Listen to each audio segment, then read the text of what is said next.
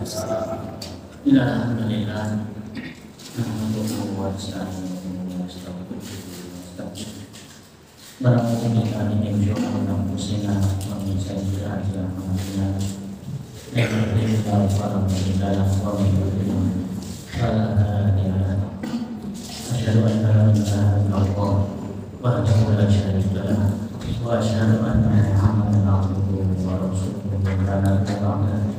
Allahumma sholli wa sallim wa barik ala nabiyyina Muhammadin wa ala alihi wa ashabihi wa man tabi'ahum bi ihsan ila yaumil qiyamah. Alhamdulillah, segala puji hanya milik Allah Subhanahu wa taala yang telah memberikan kepada kita kehidupan yang kita dapatkan hingga pada kesempatan yang bahagia ini kita bisa melanjutkan kajian kita tafsir dalam surat Al-Baqarah yang pada malam ini kita lanjutkan bagian akhir ayat 112 dan kita sambung ayat ke 113 di mana Allah Subhanahu wa taala berfirman, "Man aslama wajhahu lillah wa huwa muhsinun fala yujruhu inda rabbih wala khawfun 'alaihim wa la hum yahzanun." Sungguh tidak barang siapa yang mengislamkan wajahnya hanya karena Allah Subhanahu wa taala, sedangkan dia berbuat ihsan, berbuat kebaikan, maka baginya adalah pahala di sisi Allah Subhanahu wa taala, dan baginya tidak perlu takut ya atas dirinya, juga tidak perlu untuk bersedih. Alhamdulillah rahimani wa rahimakumullah. Ayat ini menjawab yaitu perkataan sebelumnya yang mereka orang Yahudi mengatakan bahwasanya tidak akan masuk surga kecuali hanya kelompok Yahudi secara khusus, ataupun sebaliknya orang-orang Nasrani juga mengucapkan bahwasanya mereka tidak akan pernah masuk ke dalam surga kecuali mereka-mereka yang beragama Nasrani. Maka Allah katakan ini adalah semua anak-anak mereka, dan katakan penjelasan bukti kalau kalian orang-orang yang benar di dalam sangkaan kalian. Maka di sini Allah Subhanahu wa taala memberikan solusi yang sangat jelas, yaitu apa yang sekali-kali tidak, bukan orang Yahudi yang masuk surga, juga bukan orang-orang Nasrani yang masuk surga. Orang-orang yang masuk surga adalah siapapun yang telah mengislamkan wajahnya untuk Allah SWT, sedangkan dia berbuat ihsan, yaitu mengikuti Nabi yang mulia yang Allah utus di saat itu, yaitu Baginda Sallallahu Alaihi Wasallam. Sehingga orang-orang yang masuk di surga adalah orang yang masuk ke dalam agama Allah secara ikhlas. Maka amalan apapun yang dilakukan oleh manusia, bila mana tidak dilandasi dengan ikhlas, tidak dilandasi dengan mengikuti petunjuk Nabi Sallallahu Alaihi Wasallam, tidak akan pernah masuk surga.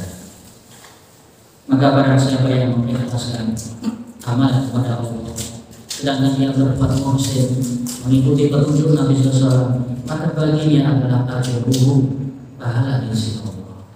Allah menjamin ganjaran pahala lipatan dari amal-amal yang mereka lakukan di dunia di sisi Allah Subhanahu wa taala.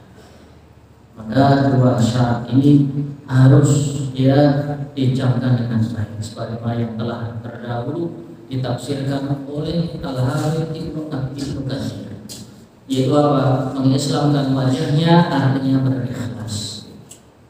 Bahwa muhsin yaitu mengikuti sunnah Nabi SAW, maka baginya ajru.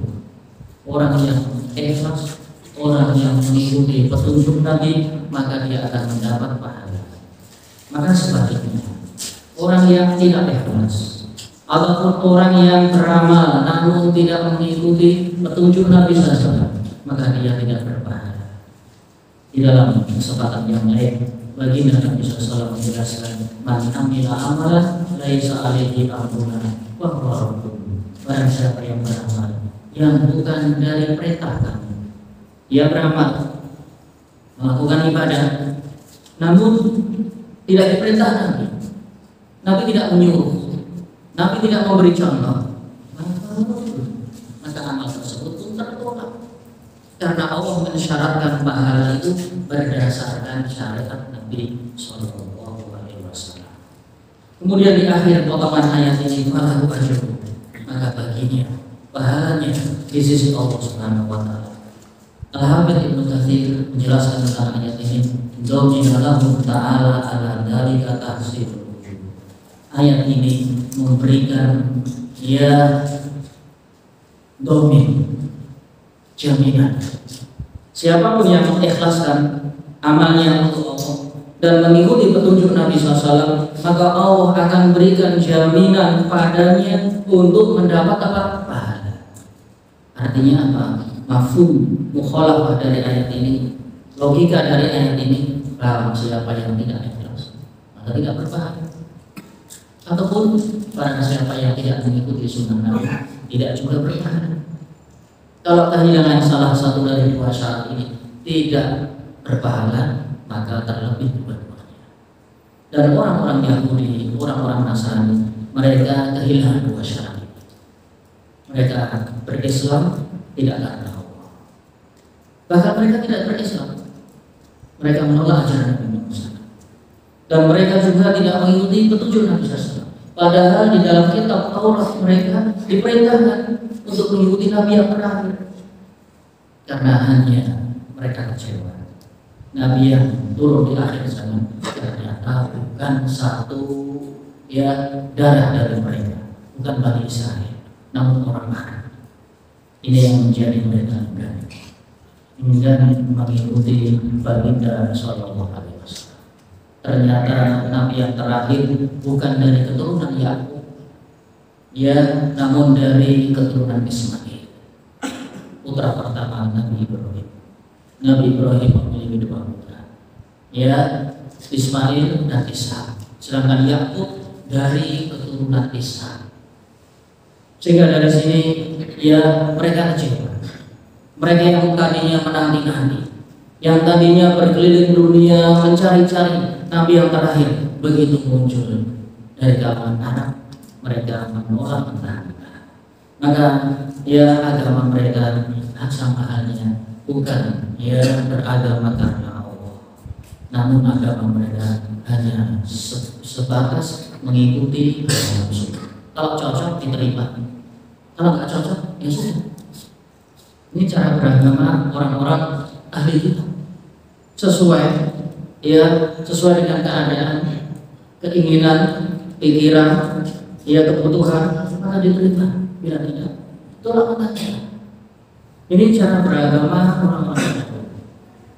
Maka di dalam ayat ini Allah Subhanahu Wa Taala menggariskan, maka siapapun, entah itu Yahudi, entah Nasrani, entah siapapun, kalau dia beragama hanya karena Allah, aslama wajahahu lillah, dia mengislamkan wajah sebagai perwakilan seluruh anggota tubuh. Kalau wajahnya Islam berarti kakinya, tangannya, artinya semua Islam. Maka gambaran secara utuh adalah muka, wajah. Wajah adalah anggota badan yang paling mulia, sehingga wajah ini letaknya di atas, bukan di dada, bukan di perut, bukan di kaki, di wajah, di kepala. Anggota badan yang paling mulia. Maka barang siapa yang mengislamkan, memasukkan Islam wajahnya karena Allah semata, betul-betul mengikuti agama, bukan karena hawa nafsu, bukan karena hal-hal yang lain, urusan-urusan dunia. Kemudian setelah itu bahwa muhsin, sedangkan dia berbuat ihsan. Yang dimaksud berbuat ihsan adalah mengikuti petunjuk Nabi. perbuatan apapun, bila tidak mengikuti petunjuk Nabi, maka dia buruk. Misalkan sholat, dia sholat subuh tapi 6 rakaat, dia nggak baik, nggak baik. Dia sholat maghrib, dia cuma 2 rakaat, dia nggak baik. Maka barang siapa yang mengislamkan wajahnya karena Allah, sedangkan dia berbuat baik. Berbuat baik di sini ahli tafsir sepakat mengatakan yaitu mengikuti petunjuk Nabi. Nabi SAW pernah bersabda, "Wa inna khairal hadi Muhammadin sallallahu alaihi wasallam." Sebaik-baik petunjuk adalah petunjuk Nabi Muhammad SAW. Wa syarrul umuri muhdatsatuha, dan seburuk-buruk perkara adalah mengada-ada di dalam urusan agama. Kalau mengada-ada urusan dunia itu baik, bikin pesawat, yang bikin seluler, bikin sambungan, itu semua hal-hal yang urusan sifatnya duniawi, tidak ada kaitannya dengan cara beribadah. Ibadah pakai sholat subuh ya 2 rakaat. Tata caranya sudah diajarin Nabi SAW sejak dari takbir, bahkan sebelum itu syarat-syarat sholat sudah diajarin dengan yang ada kiblat, sebelumnya berwudu, ya kemudian dia dalam menutup aurat dan seterusnya. Misalkan dia sholat, tapi tidak menutup aurat, pakai celana misalkan sepaha, apakah dia berbuat dosa, berbuat baik? Tidak, karena sholatnya tidak mengikuti petunjuk Nabi.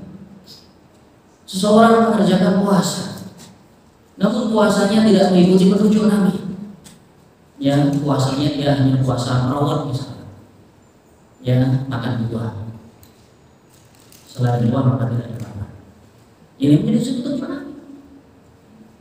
Ya, karena Nabi juga makan buah, makan yang lain juga, daging juga dimakan. Ya, minum air putih juga, minum susu dan minum seterusnya. Maka ritual-ritual ibadah selama tidak mengikuti sunnah Nabi, maka tertolak. Dan itu bukan tergolong dari perbuatan yang baik. Berhaji misalnya, tapi hajinya tidak ke Ka'bah, yang bikin ya patung besar. Daripada jauh-jauh menghabiskan uang, sudah setiap negara diputuskan bikin Ka'bah masing-masing. Ini kan dalam logika mempermudah. Pergi menuju Saudi tidak semua orang bisa.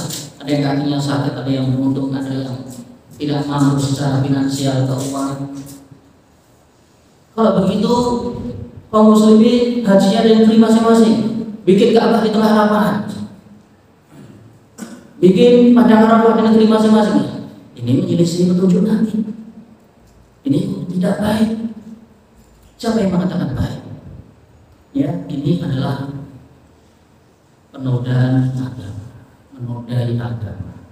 Siapapun dalam beribadah atau cara beribadah tidak mengikuti petunjuk Nabi, maka dia menodai agama Islam yang mulia ini. Atau misalkan berperang jihad, jihad itu ada syaratnya, ada ketentuannya. Harus ada imam, harus memiliki kekuatan, harus memiliki strategi, dan yang berjihad adalah jelas orang mukmin dan lawannya adalah orang kafir. Bukan setiap mukmin dengan kafir kemudian dikatakan jihad, tidak. Harus memenuhi syarat. Siapa pemimpinnya? Di setiap peperangan Nabi SAW yang mengutus pemimpin, bahkan beliau memimpin secara langsung perang Badar, dipimpin langsung dari seorang Nabi, seorang Rasul, bahkan beliau ahli strategi. Kapan berangkat, kapan berhenti, kapan melangkah, kapan harus duduk, tahu. Dan ini yang tidak dimiliki setiap manusia. Ya, harus memiliki strategi. Pemimpin yang ditaati. Tidak merasa tapi tidak ada yang maju, ada yang mundur, ada yang bawa granat, ada yang ini akan kacau. Kalau kacau hanya kekalahan. Maka harus adanya pemimpin yang ditaati, pemimpin yang syar'i. Yang di saat zaman Nabi, maka Nabi lah menjadi pemimpin peperangan. Di saat Nabi tiada, maka para khalifah Abu Bakar misalnya. Ketika penduduk Yaman murtadnya bukan kemudian tidak mau apa-apa, cuma tidak mau membayar zakat. Tidak mau membayar zakat. Mereka mengira zakat itu untuk Nabi. Nabi sudah tiada, berarti tidak wajib membayar zakat. Nah ini kan logika. Ini cara beragama tapi salah.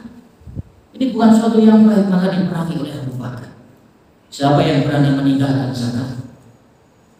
Padahal hak hukum zakat seperti sholat. Banyak di dalam ayat digabungkan aqimus sholat wa atuz zakat, aqimus sholat wa atuz zakat, lebih dari 10 tempat. Maka barang siapa yang membedakan antara sholat dan antara zakat, maka sungguh aku akan berani. Umar bin Khattab, seorang pemberani pun sempat menegur Abu Bakar. Mereka sholat, mereka masih sholat 5 waktu, hanya tidak mau memberi zakat saja. Aku akan berani. Ya, dengan keteguhan Abu Bakar. Ya, di sini sahabat pendapat mereka berpecah belah. Namun sebagai khalifah pemimpin, yaitu Abu Bakar, maka yang dipanggil Abu Bakar. Siapa Umar? Berhadapan dengan Abu Bakar. Ya, Umar mengira selagi dia sholat, ya sudah dia muslim, ngapain diperangi? Ya, dan sahabat-sahabat yang lain juga bersikukuh seperti itu. Namun dia seorang khalifah. Abu Bakar tidak ada bebannya, dan pendapat beliau adalah pendapat yang benar. Dibarengi dengan dalil-dalil dalam Al-Quran, di dalam sunnah Nabi. Allah menggabungkan antara sholat dan zakat lebih dari 10 ayat. Maka dari situ akhirnya seluruh kaum muslimin yang memerangi penduduk-penduduk yang tidak mau menunaikan zakat. Ada imamnya, ada pemimpinnya. Di masa Khalifah Abu Bakar, Umar pun demikian, Utsman pun demikian, Ali pun demikian. Artinya harus ada pemimpin yang memimpin jihad tersebut. Jangankan jihad, sholat saja ada pemimpinnya, imam. Ada imamnya. Ya, bagaimana dengan jihad? Perkara yang besar. Taruhannya adalah nyawa antara menang dan kalah. Walaupun kalah suatu hal yang biasa, namun harus caranya benar secara syar'i. Maka siapa yang dilakukan? Yang berbau ibadah, yang bersifat ibadah, bila tidak mengikuti petunjuk Nabi, maka bukan hal yang baik. Misalkan zakat, ada zakat yang kaum muslimin mau wajibkan padahal tidak wajib, seperti zakat profesi. Dalam profesi tidak ada. Profesi itu sejak zaman Nabi semua memiliki profesi, tapi tidak dizakati. Yang dizakati adalah harta, yaitu zakat mal. Profesi tidak ada. Maka ini termasuk sesuatu yang baru. Maka sesuatu yang baru yang diadakan dalam agama yang Nabi SAW tidak memberikan contoh, maka ini adalah tertolak dan bukan suatu kebaikan. Bukan maksud kita kan, biarkan maksud kita bicara masalah agama lebih besar daripada maksud individu kita. Kita bicara ranah agama, kita mencari pahala. Kalau kamu melakukan, kamu mencari pahala dari siapa? Nabi tidak memerintah. Man amila amalan laisa alaihi amruna fahuwa. Barang siapa yang beramal suatu amal yang tidak diperintahkan oleh kita, maka ini tertolak. Maka bukan suatu perkara yang baik. Maka dalam hal semacam ini hendaknya berhati-hati dalam ranah ibadah. Ya, ranah ibadah, ya orang-orang Islam hendaknya berhati-hati ekstra. Karena kaitannya apa? Kita berdagang dengan Allah, kita menjual amal kita kepada Allah. Kalau Allah tidak memerintah, bagaimana Allah mau membeli? Ya, kita berdagang bukan kemauan kita, tapi kemauan Allah Subhanahu wa Ta'ala. Yang menentukan aturan adalah Allah, dan Allah yang akan memberi pahala kelak hari kiamat, bukan sesudah kita. Ini yang harus diperhatikan dengan baik. Sebagian orang salah paham, itu apa-apa dilarang, ini nggak boleh. Ya, agama itu milik siapa? Miliknya Allah. Yang memberi pahala siapa? Allah. Maka kita harus mengikuti aturannya Allah, bukan aturan masing-masing. Sehingga yang namanya ibadah itu paten. Haji ya di situ ya wukufnya di Arafah, ya mabitnya di Mina, nggak boleh diganti dengan yang lain. Ya kalau masing-masing negara membuat miniatur ya untuk ibadah misalkan, untuk mempermudah, ini siapa yang mau berbahagia? Karena setiap ibadah itu memiliki sejarah ada sejarahnya. Kalau kita melewatinya berarti bukan ibadah. Termasuk juga menyembelih. Kita menyembelih tikus banyak. Yang tikus banyak kita pilih. Ya kita nggak usah kambing, nggak usah sapi, nggak usah onta. Onta kan ya kita nggak punya onta. Udah boleh ayam aja. Kamu mau beribadah mau mengikuti hawa nafsu. Yang sifatnya ibadah sudah paten. Bila yang terbaik adalah badanah onta, hewan besar. Prakteknya Nabi SAW menyembelih 100 onta. 70 dibeleh oleh tangan beliau, selebihnya diserahkan kepada Ali bin Abi Thalib untuk mengeksekusi sembelihan. Ya, dan semisal dengan onta adalah sapi. Dan yang lebih populer adalah domba, kambing. Ya, semua ras dari domba maka diperbolehkan. Bagaimana kalau kita ganti ayam? Atau emtok aja lah, udah besar. Rusak sama dengan tidak. Ibadah itu tidak ada tawar. Ada dilaksanakan, tidak ada yang tidak mampu. Dia tidak mampu, nggak mampu beli kambing. Ya sudah, gugur berarti gugurnya. Ya, haji wajib. Tidak mampu berangkat, gugur berarti wajibnya. Menyembelih, ya sunnah muakkadah. Kalau tidak sanggup, berarti gugur. Ya sunnah muakkadah. Sesuai dengan kemampuan. Sehingga Allah Subhanahu wa taala terangkan, fattaqullah mastata'tum. Bertakwalah kepada Allah, menjalankan perintah-perintah, meninggalkan larangan-larangan sesuai kemampuan. Kemampuan individu antara satu yang lain berbeda-beda, sehingga beribadah itu sesuai kemampuannya. Yang bisa sholat berdiri ya berdiri, yang tidak sanggup ya duduk. Duduk pun kesulitan, merasa sakit ya berbaring. Berbaring juga sudah tidak bisa, dia hanya bisa kedip-kedip, sholatnya dengan kedip dengan isyarat. Itu adalah kemudahan. Inna hadza din yusra. Agama itu mudah. Tidak ada seorang pun yang memperberat agama kecuali akan terguling dan terkalah. Maka agama itu mudah. Walaupun mudah, tapi sesuai dengan sunnah Nabi SAW. Ya, maka dari sini Allah Subhanahu wa taala memberikan jaminan kepada mereka untuk mendapatkan pahala, sehingga pahala itu datang dari Allah. Wa amanahum mimma yakhafuna minal mahdud, dan Allah memberikan jaminan dari rasa takut dan rasa khawatir. Sehingga Allah katakan di akhir ayat ini, la khaufun alaihim.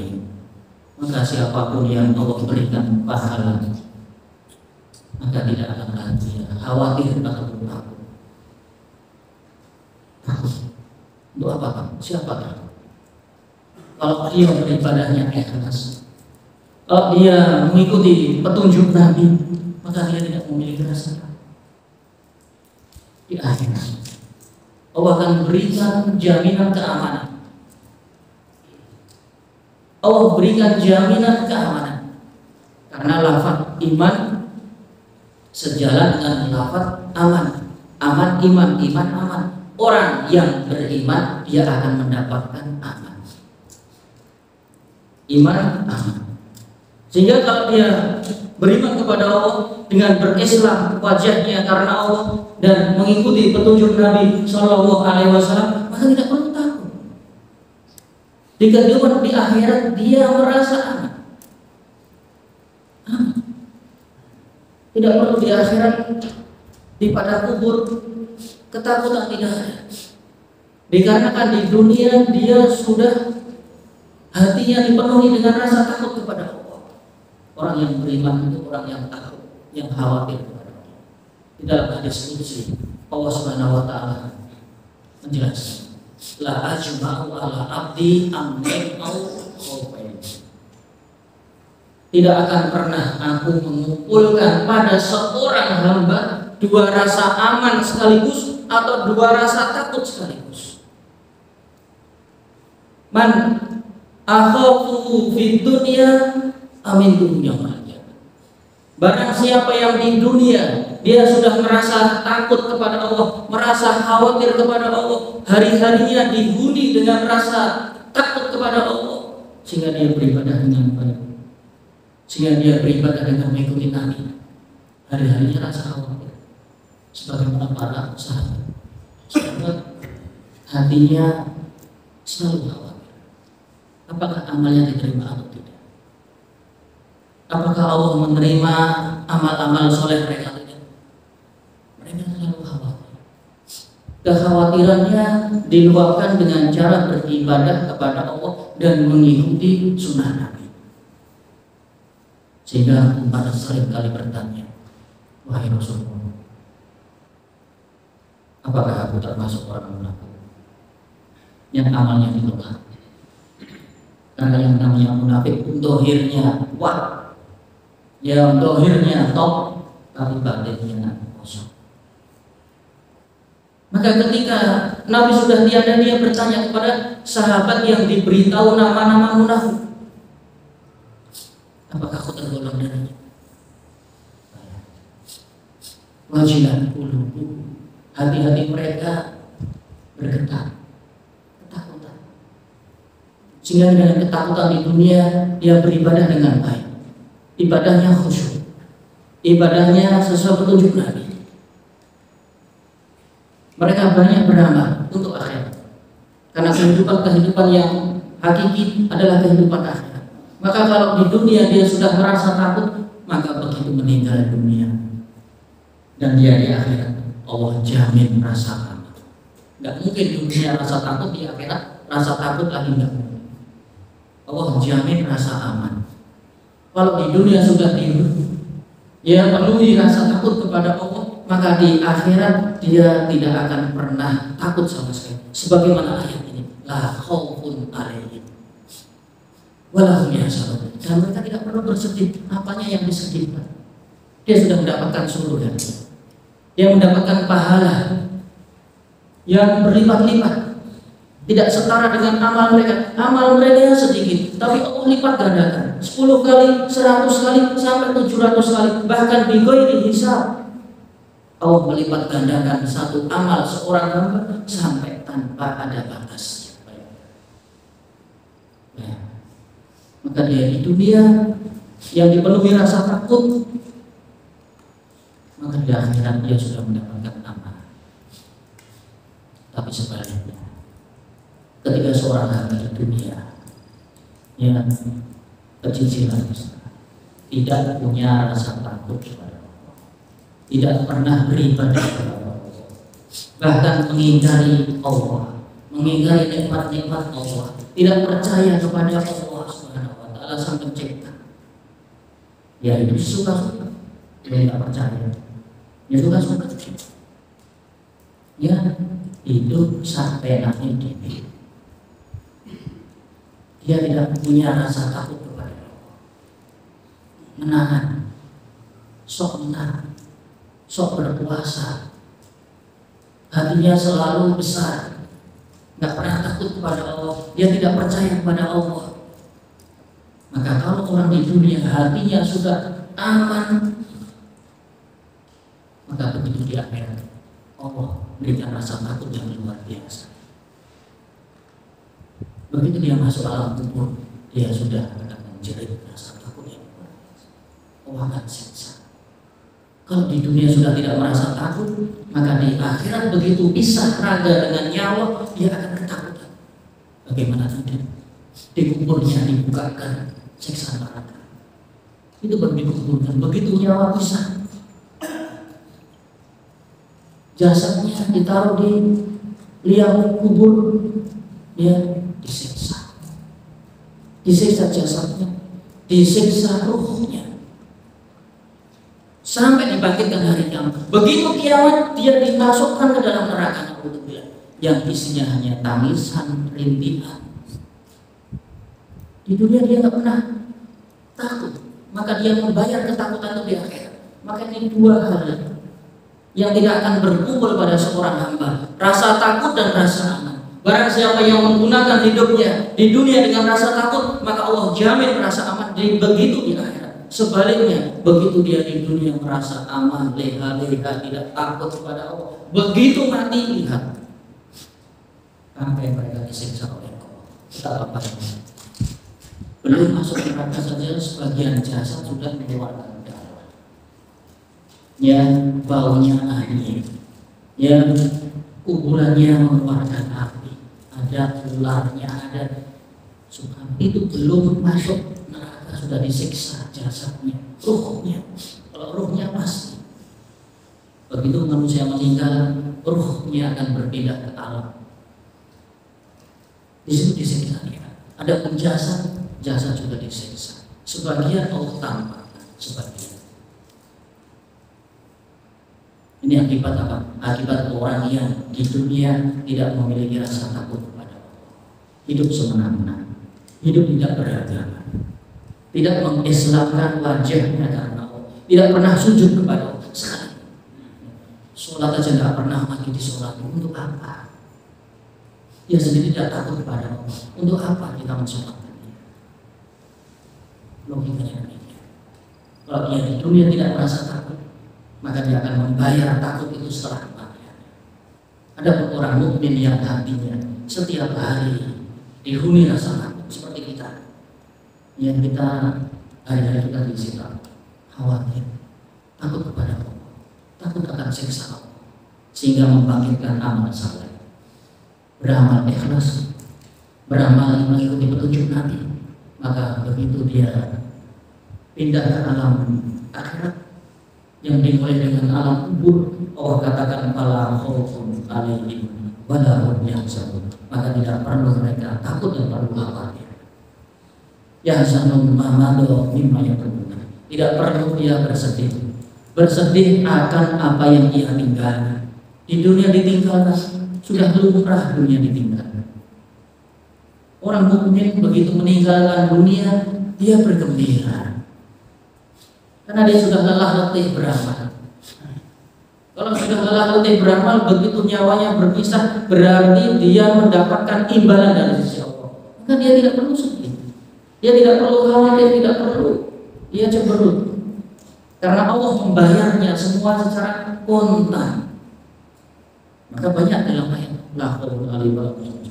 La khaufun 'alaihim wa la hum yahzanun. Itu bagi siapa? Bagi orang yang beriman, yang berislam wajahnya karena Allah dan dia mengikuti sunnah Nabi-Nya Sallallahu Alaihi Wasallam. Kemudian ayat yang berikutnya, wa qalatil yahud laisatil nasara ala syai' wa qalatil nasara laisatil yahud ala syai' wa hum yatluna.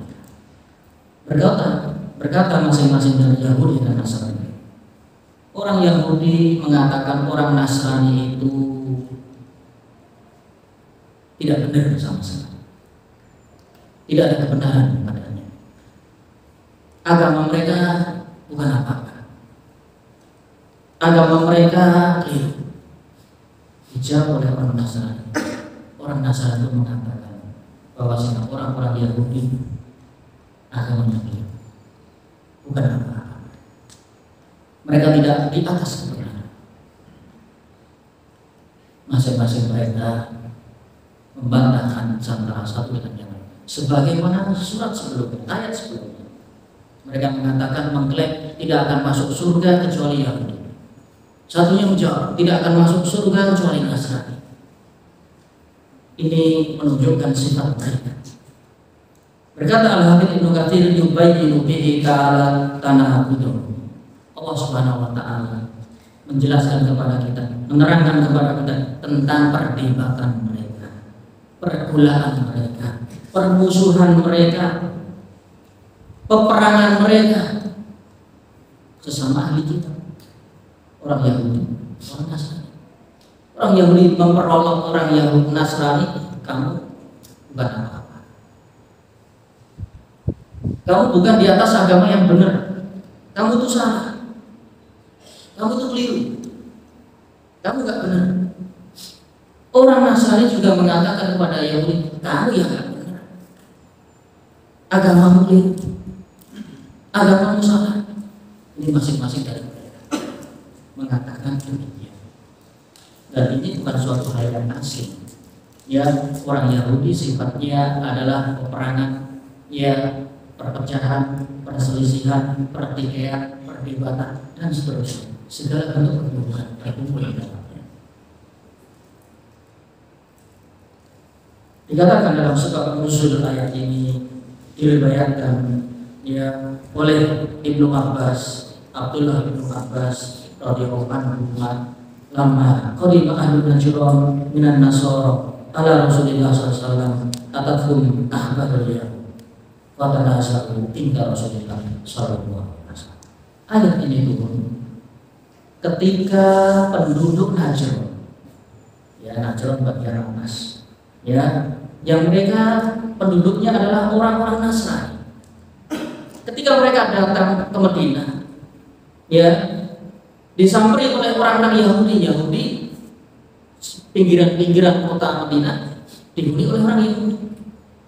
Maka orang Yahudi itu menyamperi mereka, mengatakan, ya, bahwasanya kamu wahai orang Nasara, kamu bukan apa-apa, agamamu salah, kamu tidak di atas kebenaran.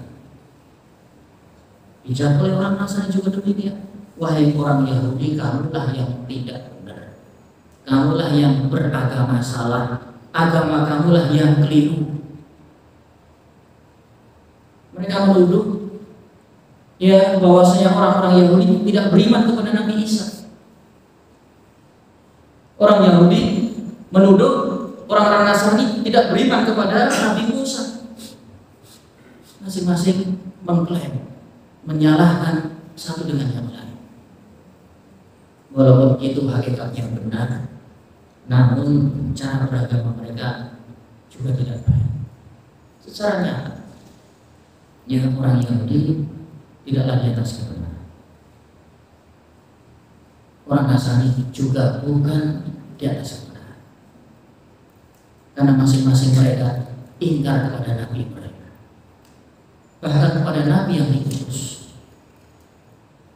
Kalau mereka orang-orang Yahudi dituduh tidak beriman Nabi Isa, benar, orang Yahudi tidak pernah mengimani Nabi Isa. Ya, karena mereka menganggap diri mereka lebih senior. Nabi Musa lebih senior. Untuk apa beriman kepada Nabi Isa? Ini secara dohir memang demikian. Dan orang-orang Nasrani juga demikian.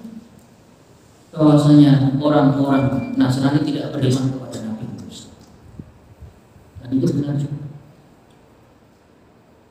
Artinya masing-masing mereka tidak beriman kepada Nabi yang lain, bahkan tidak beriman kepada Nabi mereka. Orang Yahudi juga tidak beriman kepada Nabi Musa. Buktinya, Nabi Musa memerintahkan banyak hal, mereka ingkar, bahkan memerangi nabinya. Orang-orang Nasrani juga demikian, mereka tidak beriman kepada Nabi Isa yang Allah turunkan. Mereka tidak beriman dengan benar.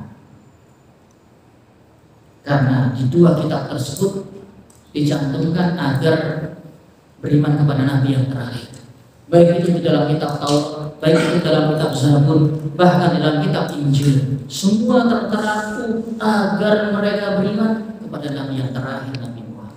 Kenyataannya tidak ada yang beriman.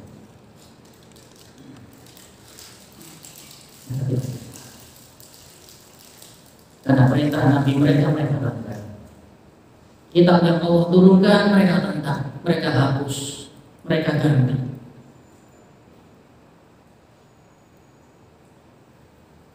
Kemudian Allah katakan, ya,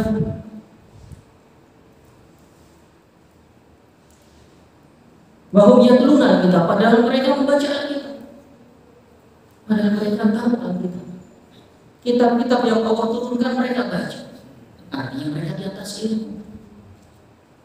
Maka dari sini menunjukkan kepada kita, ilmu tidak jaminan. Orang yang berilmu, yang berpengetahuan, berwawasan, ada potensi untuk menyimpang. Buktinya ahli kitab. Ahli kitab dalam kitab mereka ada perintah masing-masing dari nabi mereka untuk mengikuti nabi yang terakhir.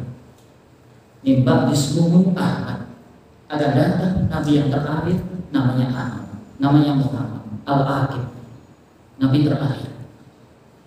Tapi diingkari. Ya'rifunahu kama ya'rifuna abna'ahum. Mereka mengenal Nabi Muhammad seperti mengenal anak-anak di antara mereka. Tapi buktinya tidak mau mengikuti. Ini menunjukkan bahwasanya ilmu saja tidak cukup. Ketika hidayah tidak menyapa hati manusia, maka hati itu tetap berdosa. Walaupun memiliki wawasan tidak cukup. Maka yang selalu kita minta dari Allah, ihdinas siratal mustaqim. Kita berdoa di setiap sholat kita. Ketika kita menghadap kepada Allah, tidak pernah tertinggal ihdinas siratal mustaqim. Baik itu sholat wajib, bahkan sholat-sholat yang sunnah, menunjukkan mahalnya hidayah. Pengetahuan saja tidak cukup, dan itu terbukti. Orang-orang Islam sendiri bahwasanya sebagian mereka tinggi, ada yang bahkan sekolah sampai luar negeri. Tapi selama hidayah tidak menyapa hati, maka ini biasa.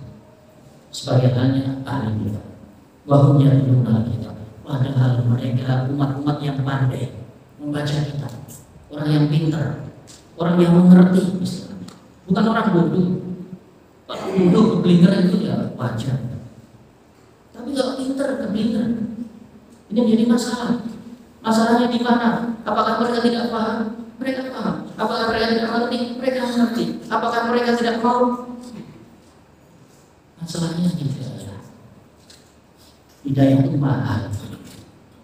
Paling mahal adalah hidayah. Maka menuntut ilmu saja tidak cukup. Tidak cukup. Maka yang paling mahal adalah kita selalu meminta hidayah kepada Allah. Ihdinas siratal mustaqim. Tunjukkan kepada kami ya Allah, Tuhan semesta, jalan yang lurus, bukan jalannya orang Yahudi, bukan jalannya orang Nasrani. Nyolil maghdubi alaihim waladhdallin. Ini yang selalu kita menghindar. Karena ahli kita, mereka mengetahui yang perlu kita. Mereka membaca kita, mereka mengerti kita, isi-isi kita mereka hafal. Hafal itu tidak cukup. Pengetahuan, wawasan, mengaji tidak cukup. Yang kita butuhkan adalah hidayah. Hidayah syaratnya apa? Mengilmu. Dari ilmu itu mendapatkan hidayah. Tapi tidak semua yang memiliki ilmu mendapat hidayah. Ini yang langka. Syarat mendapatkan hidayah mencari ilmu. Tapi tidak setiap orang yang berilmu mendapat hidayah. Berarti menunjukkan hidayah itu lebih tinggi daripada ilmu. Hidayah lebih tinggi daripada ilmu. Ilmu suatu yang wajib. Semua harus berusaha mencari ilmu. Itu sudah kewajiban. Tapi tidak setiap orang yang menjalani kewajiban kemudian mendapatkan hidayah dari Allah. Allah memilih nahdi bihi man nasya. Allah akan memilah dan memilih hidayah diberikan kepada siapa. Maka mahal hidayah.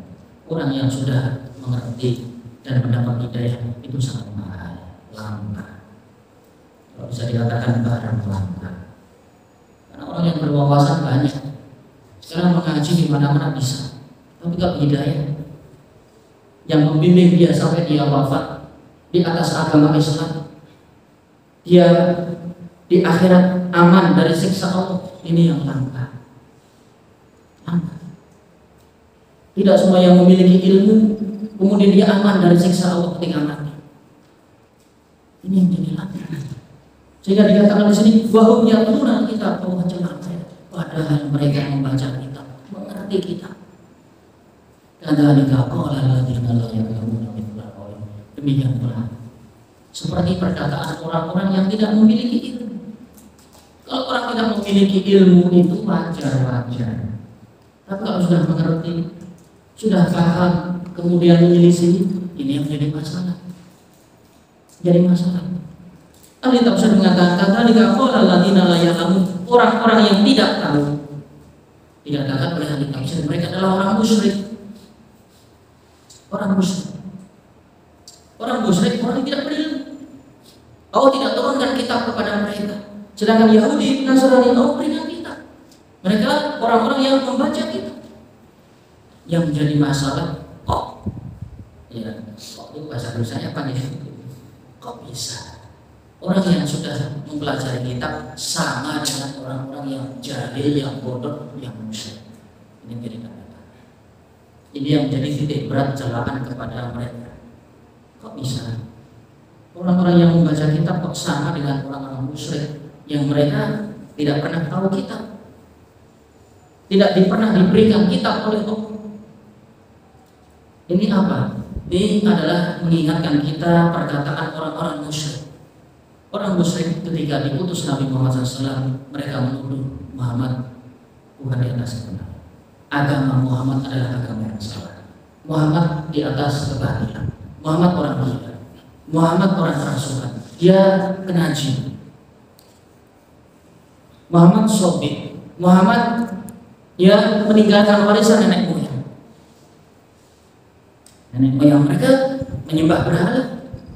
Ada Lata, ada Uzza, ada Manat. Bahkan di Ka'bah sebelum diutusnya Nabi Muhammad SAW ada 360 berhala. Yang paling besar sampai paling kecil, yang paling lucu sampai paling menakutkan, ada semua. Maka ketika Nabi Muhammad SAW membawa ajaran beribadah kepada Allah untuk mengikhlaskan, mengislamkan wajahnya untuk Allah, maka ditolak. Idza qila lahum la ilaha illallah yastakbirun. Mereka sombong, mereka enggan, mereka menolak. Ini kalau ahli kitab kok ternyata juga sama dengan orang-orang musyrik, yaitu menolak ajaran Nabi Muhammad. Ini keterlaluan yang menjadi keterlaluan di sini. Kalau orang musyrik dia jahil, dia hidup di zaman jahiliyah, tidak pernah membaca kitab. Kalau menolak Nabi itu masih ada nilai kewajaran, tapi yang lebih parah lagi, mereka ahli kitab. Mereka menolak ajaran Nabi Muhammad SAW. Padahal mereka tahu di dalam kitab mereka disebutkan, diperintahkan masing-masing nabi mereka mewasiatkan kepada pengikutnya untuk mengikuti nabi terakhir, ikuti nabi terakhir, ikuti nabi yang mau muncul. Tapi mereka ternyata akhirnya sama dengan orang musyrik, menolak kedatangan nabi yang terakhir. Ini yang menjadi masalah. Di sini menunjukkan bahwasanya orang kafir itu semuanya sama, yang tahu yang bodoh itu sama. Intinya menolak kebenaran. Dia memiliki wawasan, dia profesor, dia ahli. Sama orang yang tinggal di pucuk gunung sama. Intinya mereka menolak kebenaran, menolak. Dan tempat mereka adalah sama, yaitu neraka. Sama. Demikianlah perkataan orang-orang yang tidak mengerti, mendapatkan ilmu seperti ucapan mereka. Ini yang disayangkan. Orang pandai, orang berwawasan, orang yang dikatakan intelek, tapi kok kenyataannya sama dengan orang musyrik, sama dengan orang jahiliyah, yaitu menolak Nabi SAW. Ini yang menjadi prihatin. Maka di sini Allah di akhir ayat mengatakan, "Wallahu yahkumu bainahum." Maka dikatakan kalimat fa. Maka Allah akan menghukumi di antara mereka. Allah akan menghukum mereka semuanya pada hari kiamat. Mereka tahu tapi tidak mengikuti Nabi Muhammad. Di dalam kitab mereka dicantumkan Nabi Muhammad, tapi tidak diikuti. Orang-orang musyrik jahiliyah juga demikian, sudah diutus. Allah susah payah mengutus Nabi di tengah gurun pasir, tapi ditolak. Padahal Nabi tersebut membawa kejayaan. Orang Arab di saat itu rendah dari segala sisi, kekuatan, ekonomi, politik. Di sana ada imperator, ada Romawi, ada Kisra, kekuatan besar. kiblat terbesar di dunia saat itu, kekuasaan Romawi yang sangat kuat dan kekuasaan Persia. Persia di Irak saat itu, di Iran. Orang Arab mendelap saat itu. Tapi dengan diutusnya Nabi Muhammad SAW menguasai dunia. Ya, pasukan Romawi hancur. Ya, kekaisaran Kisra di Persia hancur. Tunduk kita di atas Islam semua. Dan orang-orang musyrik juga hancur. Ketika waktu Mekah, ya penduduk Mekah Islam kepada Allah Subhanahu wa Ta'ala. Baik sukarela, baik terpaksa. Yang tadinya terpaksa lama-lama menjadi sukarela. Kerajaan Habasyi Ethiopia, ya kerajaan yang sangat besar, juga ditaklukkan. Ini menunjukkan bahwasanya Allah Subhanahu wa Ta'ala pada akhirnya akan memenangkan kaum muslimin. Tapi saatnya harus bersabar, sabar dan istiqomah. Agama itu diperjuangkan. Agama itu hendaknya dipegang teguh. Di dunia Allah akan menangkan, di akhirat Allah akan muliakan. Sedangkan mereka yang ingkar kepada Nabi Muhammad SAW, Allah akan masukkan dalam siksa. Allahu yahkumu bainahum yaumal qiyamah fima kanu fihi yakhtalifun. Maka Allah kelak hari kiamat akan menghukumi mereka di antara apa-apa yang mereka perselisihkan.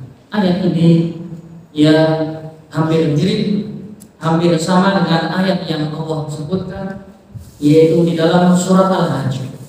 Di dalam surat Al-Hajj Allah Subhanahu wa Ta'ala menyatakan, innal ladzina amanu wal ladzina hadu was-sabiina wan nasara wal majusa wal ladzina asyraku innallaha yafsilu bainahum yaumal qiyamah innallaha ala kulli syai'in syahid.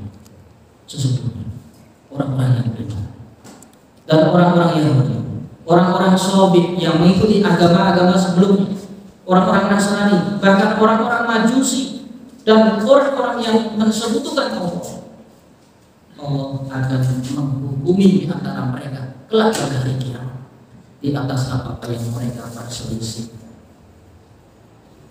Maka hakikatnya ya Allah akan memberikan kejelasan siapa yang beriman, siapa yang tidak beriman. Kalau mereka bersengketa di dunia, maka Allah akan menghukumi mereka di akhirat. Allah akan pastikan siapa masuk surga, siapa masuk neraka. Bukankah mereka mengklaim diri mereka sebagai penduduk surga, tidak akan masuk neraka? Maka hari kiamat Allah akan tegaskan.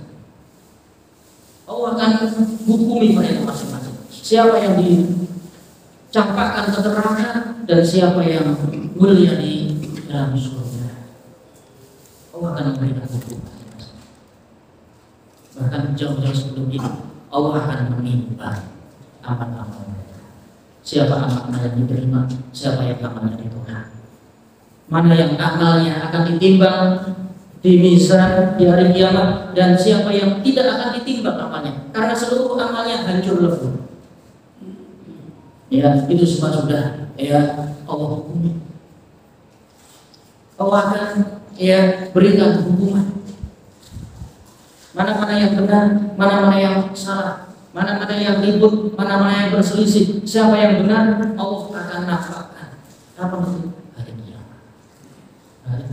Kalau di dunia sama. Ya, namanya dunia itu tabu. Terkadang Allah nampakkan kebenaran. Namun yang pasti adalah hari kiamat. Karena di dunia itu bisa direkayasa. Yang benar bisa dikabulkan, yang salah bisa dibenarkan. Tapi kalau hari kiamat di mana Allah Subhanahu wa Ta'ala Maliki Yaumiddin, dialah Allah yang merajai hari kiamat. Raja hari kiamat Semua makhluk begitu dibangkitkan tunduk semua. Mereka kaget. Loh, bukankah kita sudah menjadi tulang belulang? Kok bisa hidup lagi? Mereka ketakutan. Allah yang menjadi raja.